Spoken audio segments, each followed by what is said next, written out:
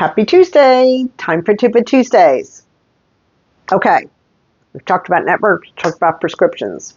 Next thing I want to tackle with networks are your screenings. So all ACA compliant plans give you your basic screenings covered at 100%. So if you need your mammogram, your pap smear, your colonoscopy, and I'll talk more about that in a minute, some of your annual lab work, immunizations. Majority of the time, those things are covered before deductible and are covered at 100% if you are in network. I've come across this with many people. I always go here for my mammogram. And then they go there and they get a bill for $900. Well, that place wasn't in network. You might have to go to a different location depending on your insurance to get your mammogram done, because that's the only way you're going to get it covered 100%. Super important to make sure that the place you get your screenings done is in network. You know, a mammogram, you can get done at multiple different places. I know it's nice to go to the same place, but those records can be transferred. And I would much rather you get your free mammogram than pay $900. And here's the other thing about mammograms. Your first mammogram is the screening, because it's coded as a screening. If they want you to come back for additional testing, whether it's an ultrasound, some kind of special mammogram, a 3D mammogram, any of those things, that is no longer a screening, and your deductible applies. I've had people at the mammogram place tell me the wrong information, that when they wanted me to come back for a second screening, they told me, don't worry, your insurance covers that. And I'm like, no, it doesn't, because it goes to my deductible. And I was like, do you actually tell people that? Because you're wrong. Yeah, I'm that person.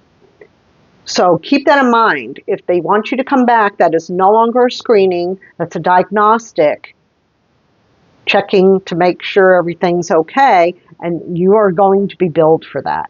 It's going to go to your deductible, depending what your deductible is.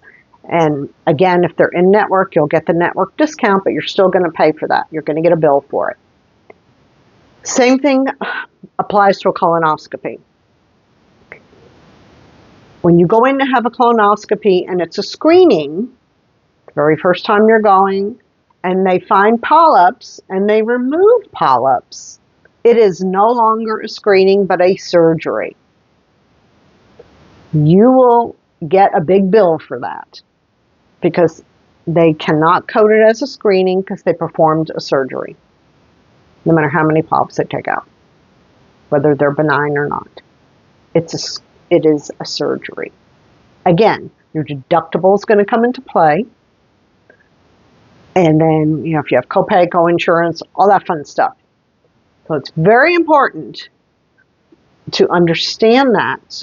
And again, you want to be in network, but if you understand that, then you kind of know. And if you've had polyps in the past, every time you go, or there's a good chance you're going to have polyps again. And there's some places that won't even code it as a screening, even if they don't find polyps, if you've had polyps in the past, which is ridiculous. So sometimes going to a different provider is better. Anyway, keep that in mind too. Your immunizations, same thing. If your doctor's not in network, some immunizations are not going to be covered by your insurance. Just because you see the commercials on TV doesn't mean insurance covers it. This is true for children. This is true for adults. So flu shot, yeah, that's probably going to be covered. Pneumonia, maybe not. RSV, maybe not. For adults. The shingles vaccine, maybe not.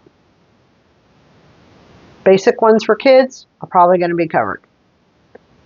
Again, it's knowing, and then there's ways you can always go to the health department to get less costly vaccines if you really do want something, or you can just pay out of pocket. Go to CVS, the Minute Clinic, and get that done. Your call, but keep that in mind, that they're not always covered. So if your doctor recommends something, you might want to check with your insurance before you have it done.